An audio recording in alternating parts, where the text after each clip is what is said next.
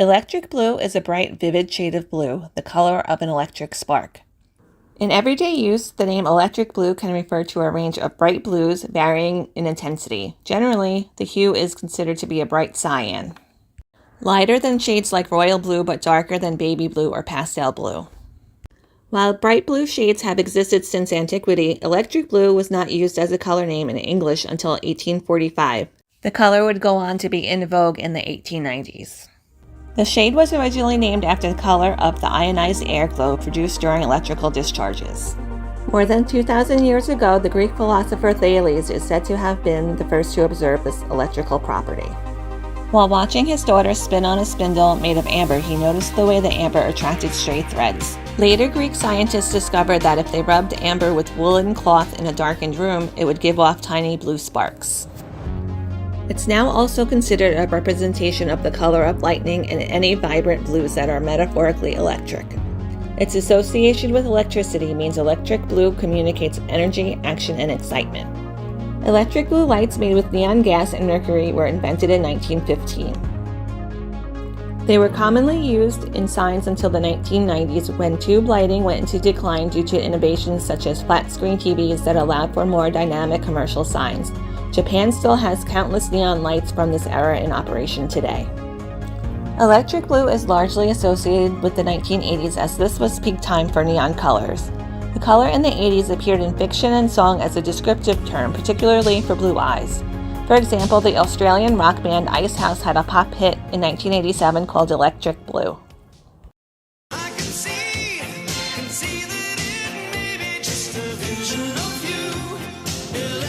The color has often popped up as a popular hue in menswear.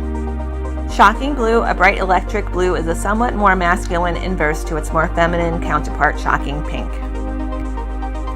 Long ago, the color would represent a futuristic view, but now in contemporary fiction and songs, it is more likely to be used as an analogy for nostalgia and longing for the past. Periwinkle. Its name comes from the lesser periwinkle or myrtle herb, Vinica minor, which has flowers of the same color. Periwinkle is in the indigo family and is shaded somewhere between blue and violet. To the naked eye, it appears pale blue with hints of lavender throughout. In Old English churches, lavender-hued periwinkles were used to symbolize the Virgin Mary. The word periwinkle was first used to describe a specific color around 1922. A subset of violet, which is a subset of purple, periwinkle denotes a precise shade that appears somewhat brighter than lavender, bluer than lilac, clearer than mauve, and dimmer than amethyst. According to the scholar David Scott Castan, shades of violet exist within their own special category. Violet seems to differ from purple in whatever language, not so much as a different shade of color, but as something more luminous. Perhaps a purple lit from within. Violet is the shimmering, fugitive color of the sky at sunset. Purple, the assertive, substantial color of imperial robes. The plants can be poisonous when ingested due to naturally occurring toxic alkaloids. The flowers were used for their astringent and tonic properties in early medicine. There are other names for periwinkle. For example, the French phrase poule de roche means rock dove. The moniker was for the blue resembling the color of a dove's feathers. The plant goes by other names as well, like the devil's eye, joy on the ground, sorcerer's violet, flower of immortality, and death's flower. The plant is known as death flower because it often grew in cemeteries. They were grown as bedding flowers as an ornamental plant for a damaged or missing marker. In Italy and England, the flowers were woven into hairbands for children's funerals. In medieval England, the flowers were made into garland for condemned men sent to the gallows for execution. In witchcraft practices, periwinkle flowers are said to banish negative energy and restore mental clarity. Periwinkle allegedly protects people against evil spirits, the devil, demons, and necromantic magic. Periwinkle was also used to make charms and love potions. In Welsh folklore, if you pluck the periwinkle flower from a grave, it will bring you bad luck and have you haunted by the grave's owner. The flower is also sometimes associated with marriage and may have been the something blue in the traditional wedding rhyme. Pantone, known for their universal color matte system, has just announced the 2022 color of the year as Very Peri. According to their press release, it is a new Pantone color whose courageous presence encourages personal inventiveness and creativity. Very Perry is a symbol of the global zeitgeist of the moment and the transition we are going through. As we emerge from an intense period of isolation, our notions and standards are changing, and our physical and digital lives have merged in new ways. Today, periwinkle's muted hue invokes feelings of serenity, optimism, and lightheartedness. Ultramarine is a deep, vibrant blue color. Some blues feel cool, some feel smooth, some hint at purple, others verge on green.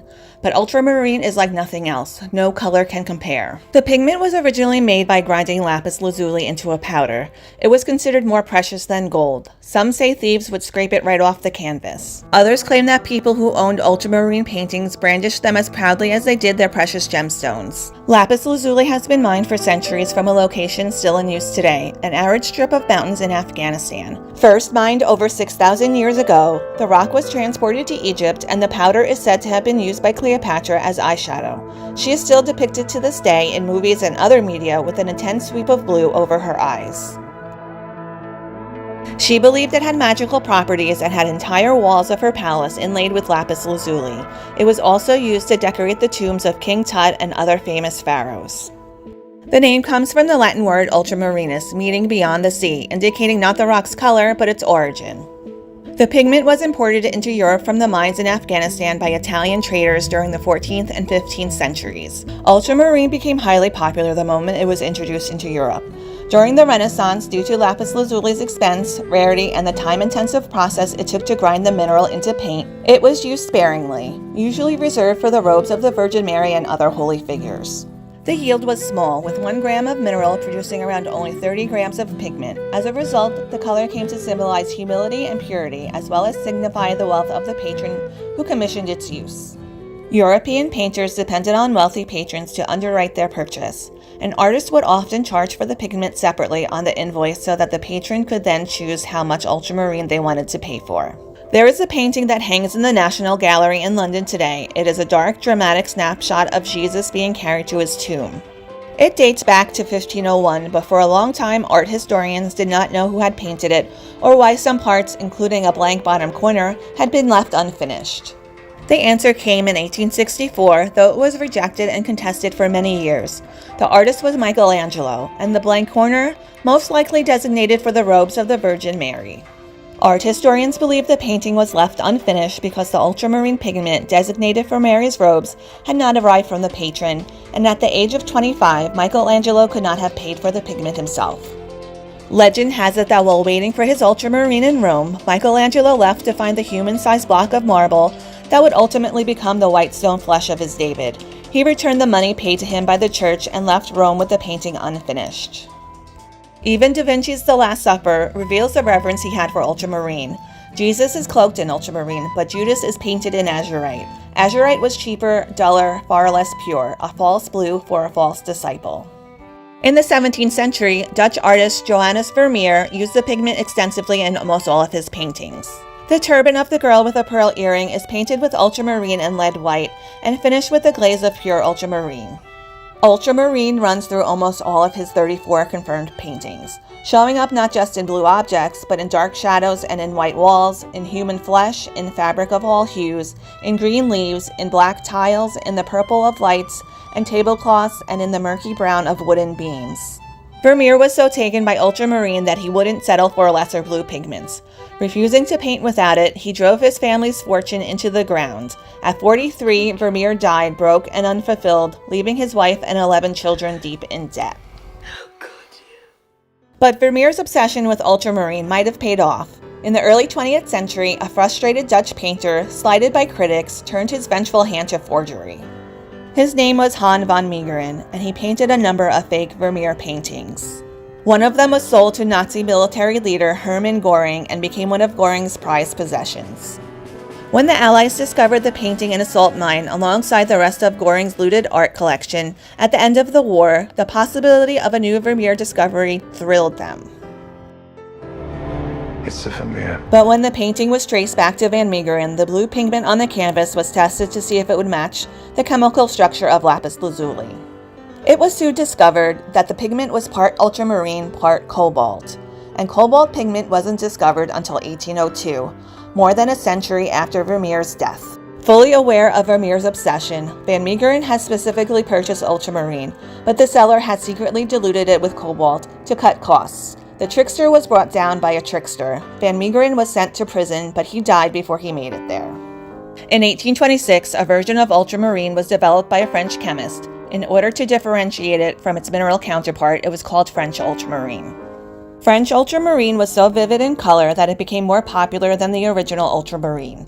With the original ultramarine running out of supply and its costliness, synthetic ultramarine became very popular.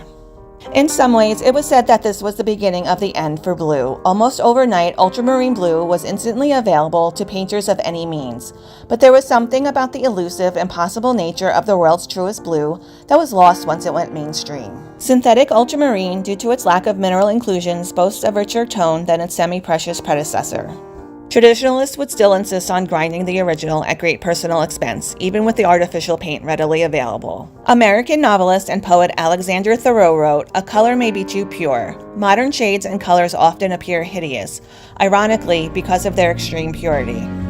Blue is everywhere now. Today, buying a sweater in blue is an unremarkable act. There is a blue pencil in every set. It is the most popular and the most trusted color in the world. Cerulean is a blue that can range from a light azure blue to a more intense sky blue and can also be mixed with the hue of green. The first recorded use of cerulean as a color name in English was in 1590. The word is derived from the Latin word of ceruleus, which in turn probably derives from ceruleum, the diminutive form of caelum or Salem in English, meaning heaven or sky. Cerulean blue and cobalt blue can sometimes be confused for one another, but are not the same. While both are shades of blue, cerulean blue has a distinct hue with green undertones, making it cooler in appearance compared to cobalt blue. Although different in color, cerulean blue's journey does begin with the invention of the cobalt blue pigment in 1802 by a French chemist who was inspired by the blue hues used in Chinese porcelain. A few years later, in 1805, Swiss chemist Albert Hofner synthesized cerulean blue from a compound of cobalt and tin oxide. It was known as Hofner blue during the first half of the 19th century. Art suppliers began referring to it as cerulean in the second half of the 19th century. A dark cerulean blue pigment was introduced in the early 20th century. Dark cerulean is a compound of cobalt, aluminum, and chromium oxide. Today, it is sometimes marketed under the cerulean blue name, but is darker and greener than the original version. Although it was synthesized in the early 1800s, it took several decades for the pigment to become commercially available. Artists, particularly the Impressionists, quickly embraced cerulean blue for its vibrant and expressive qualities. Its use in oil paintings, especially for capturing the skies and waters, became popular. Cerulean blue, along with cobalt blue and synthetic ultramarine, became part of a new set of colors quickly adopted by artists of the time who wanted to enhance their paintings with a sense of vibrancy and life. Painter Jehan-G. Verbeer called these intense pigments his dazzlers, while Impressionist artist Pissarro claimed to have banished the old, dull earth colors from his palette, and Monet mixed his ochres and khakis from complex combinations of the new, brighter pigments. Cerulean blue was used in the pointillism effects of sea and sky, made by Paul Signac, and in the vibrant clothing seen in Manet's 1878 Corner of a Cafe concert, as well as Bertha Morisot's 1879 Summer's Day. Cerulean blue has made a significant impact in the world of fashion and design. The color's cool and calming undertones make it a popular choice. At the onset of the year 2000, Pantone announced its very first color of the year, a color they called cerulean blue, a sky blue color that reflects what some called at the time an inner peace and spiritual fulfillment for the coming millennia. The Pantone Institute at the time had data to support that the color blue was the leading color amongst designers and that it was reducing heart rates and blood pressure. Since the start of this Pantone initiative, many have utilized the color of the year as a way to appear trendy and modern. Cerulean would go on to gain additional recognition through its mention in the 2006 film The Devil Wears Prada, where it is used to illustrate the influence of color in the fashion industry. It's a tough call. They're so different. The film's iconic cerulean sweater scene highlights how fashion choices, even seemingly inconsequential ones, are influenced by the decisions made by influential designers and fashion houses. Oh. No, nothing's, it's just that both those belts look exactly the same to me, still. learning about this stuff and, This stuff? Oh, okay. I see. You think this has nothing to do with you. You go to your closet and you select, I don't know, that lumpy blue sweater, for instance, because you're trying to tell the world that you take yourself too seriously to care about what you put on your back. But what you don't know is that that sweater is not just blue, it's not turquoise, it's not lapis, it's actually cerulean. And you're also blithely unaware of the fact that in 2002, Oscar de la Renta did a collection of cerulean gowns, and then I think it was Yves Saint Laurent, wasn't it, who showed cerulean military jackets. I think we need a jacket here. And then cerulean quickly showed up in the collections of 8 different designers. And then it filtered down through the department stores and then trickled on down into some tragic casual corner where you no doubt fished it out of some clearance bin. However, that blue represents millions of dollars and countless jobs.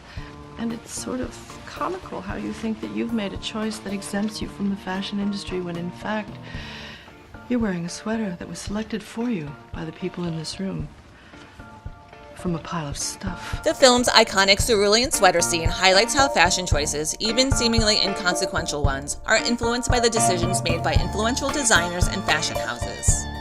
It's a speech that many people credit as the moment that they finally understood how the fashion industry works and why it matters.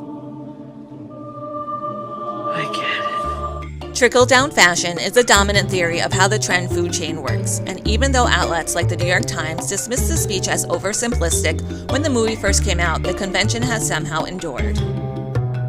"It's outdated," said Red Godfrey, VP of the Nordstrom fashion office. "There's a complete mashup and melding of things at the moment, and it's very difficult to apply a single timeline." Social media has largely replaced traditional media as our go-to form of entertainment. Retailers are able to rely on e-commerce to track consumer shopping trends to inform their fashion trends. Cerulean blue continues to be a popular color in modern times, finding its place in various fields, including technology and contemporary art. Color psychology dictates that the color blue, in general, stands for being trustworthy, dependable, fiscally responsible, and secure. This makes sense when you consider the role it plays in the identities of big brands like Facebook, Walmart, AT&T, and probably your town's police department. In contemporary art, cerulean blue remains a favorite among artists who appreciate its ability to convey a sense of tranquility and capture the beauty of the natural world. This timeless hue continues to inspire and captivate. Color Stories, Episode 2, OD Green, aka Olive Drab Green. Olive drab, often simply called OD or OD green, is a duller shade of olive green. Drab is actually a color name from the 1500s, which refers to a dull light brown color like that of undyed homespun wool. It probably originated from the Old French word drap, which means cloth. Therefore, the name olive drab refers to the fact that the hue is brownish green in appearance. The color was widely used as a camouflage color in military uniforms and was particularly associated with U.S. troops during the Second World War. OD green was the color of the standard uniforms for U.S. soldiers during World War II and the Vietnam War. Socks. Cushion sole, OD green. There is, however, some debate on the exact shade of OD green. For example, the U.S. military usage refers to the color distinctly more brown than the greenish of British military usage. It's difficult to document exactly what the olive drab color was in the past. When reproduced in a color photograph, what you see may not be the same as what was seen with the naked eye at the time. Similarly, if you have a military item from the past, the paint or dye may have faded over the years. Sometimes things are labeled OD green, however, are really camo green, which is a more bluish green. Because of its three-dimensional and solid nature, it has been regarded as not being as effective as multicolor patterns for the purpose of functional camouflage in the military. It was later replaced in 1981 by a camouflage pattern called Woodland that features flecks of sand, brown, green, and black. However, despite the decline of its popularity with the armed forces over the years, the color is still used by the U.S. military for many of its equipment items. Today, the armies of Israel, Cuba, India, Venezuela, and Austria still wear the olive drab uniforms.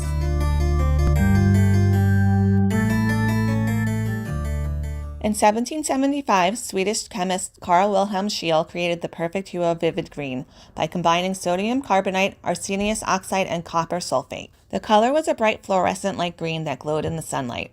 But there was something that troubled Scheele. A year before the color went into production, he wrote to a friend that he thought users might want to know about its poisonous nature. So why was this color so poisonous? In case you didn't pick up on what the key ingredient was, Scheele's green was loaded with copper arsenite, one of the deadliest elements to have ever been discovered. Despite its character flaws, Scheele's green striking color was cheap to make. It became extremely popular and profitable. You could find this arsenic lace color in candy, paper, toys, and medicine. It was also used as a dye for clothing and accessories, even as a colorant for the leaves of flowers to make them look more alive and vibrant. Empress Eugenie, the most notable it girl of her time, adored green. She thought it brought out the gold in her hair. And even if this wasn't true, the gold dust she sprinkled on her hairline certainly helped. Green wallpaper was also wildly popular at the time, and as the Romantic movement began to gain steam, it became even more fashionable to deck out your parlor or drawing room in scenes of stylized strawberry vines or green tulips. William Morris, who was a British textile designer, poet, artist, and novelist associated with the British arts and crafts movement, was highly skeptical of the claims that arsenic could be dangerous. But as the heir to a copper mine which produced arsenic dust as a byproduct of mining activity, he would be. By the mid-19th century, various cases of illnesses and deaths were becoming linked to the dye. It was also found that damp walls covered in Scheele's green wallpaper produced a poisonous acid. 1870, Morris finally bowed to public pressure and began using arsenic-free greens in his workshops.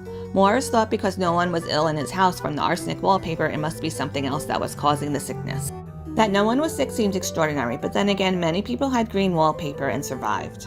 Napoleon was famously believed to have been poisoned by his wallpaper, though modern X-ray analysis has found that there was enough arsenic present capable of causing illness, but probably not death. Still, arsenic was everywhere. Bakers used arsenic green as food coloring, and some restaurants even added it to their drinks. Years later, UK legislators finally set limits on the acceptable amount of arsenic in food.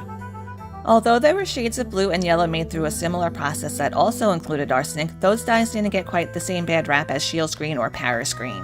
Paris green is another famously poisonous green invented as emerald green in 1814 by two chemists attempting to produce an improved pigment over Scheele's green. Green was a color that was always seen as the culprit, simply because it was so desirable at the time. To think a color so vibrant and beautiful would become synonymous with the color of death and claim many a Victorian fashion victim. By the time European, British, and American governments got around to regulating arsenic, the vivid green wallpaper had already fallen out of fashion. Just as avocado green was the green of 1970s America, Scheele's green feels like a relic of the long-gone Romantic era. Verdigris is a moderately transparent bluish-green color. The name verdigris comes from the Old French verdigris, an alteration of vert de gris, or roughly translated in English to green of grease. It was used as a pigment in paintings and other art objects as a green color mostly imported from Greece. Verdigris was easy and cheap to produce. In 18th century Montpellier, France, it was manufactured in household cellars. Where copper plates were stacked in clay pots filled with distilled wine, the verdigris was scraped off the metal and ground into pigments weekly by the women of the household. The French verdigris industry was almost exclusively controlled by women. No one is sure why this trade in particular fell to women, but it is well documented that the practices were passed down from mother to daughter, growing an industry in which women could support themselves. Surprisingly, the women of Montpellier, while increased verdigris use meant poisoning was becoming increasingly common, causing symptoms of nausea, anemia, or even death, when 19th century scientists went to the source of the verdigris to study the health of the women who produced it, they found nothing. One scientist hypothesized that the fumes of wine that women were exposed to daily helped them develop an immunity to the toxicity of verdigris. Verdigris as a pigment was the most vibrant green available until the 19th century. It is typically more blue when it's first applied and develops its full green hue over the first month or so, following application. Today, it's rarely sold as an artist pigment due to its toxic nature. To anyone living in the 21st century, it might not be obvious that the Renaissance paintings were once much more colorful than they look now. Verdigris eventually fell out of use by artists as more stable green pigments became available. If you've seen an old rusty penny, you've seen verdigris in nature. It's the greenish-blue patina that forms on copper, bronze, or brass when it's exposed to moisture. The most popular example that comes to mind for most is the Statue of Liberty. It was a rainy October day in 1886, and the Statue of Liberty was shrouded in a French flag. The weather was miserable, and the ceremonial unveiling went poorly. The drapery was pulled off too soon, right in the middle of a speech, and the fireworks display had to be canceled and rescheduled. Still, over 1 million freezing New Yorkers came out, including a boat full of suffragettes. They were protesting during the opening ceremonies, objecting to the use of a female figure to symbolize liberty when American women didn't have the right to vote. Her thin copper skin has changed quite a bit since her debut in 1886. Growing a gorgeous layer of verdigris patina, helped along by the salty ocean air she is exposed to day after day. The verdigris layer protects the underlying metal from corrosion and degradation, which is why copper, brass, and bronze sculptures are so durable. When the statue first started to turn green, people in positions of authority wondered what to do. In 1906, New York newspapers printed stories saying that the statue was soon to be painted. The public did not like this idea, leading to a massive outcry. In the end, the change was accepted and her green skin stayed. Although painting the Statue of Liberty has been suggested several times over the years, it has not been done. However, the torch, which was originally copper, corroded after a renovation to install windows. In the 1980s, the original torch was cut away and replaced with one coated with gold leaf. In modern times, many have tried to imitate the color effects of the Statue of Liberty by artificial means. To architects and artists generally, this color effect is considered a type of perfection. One of the most beautiful examples of metal coloring in the world today.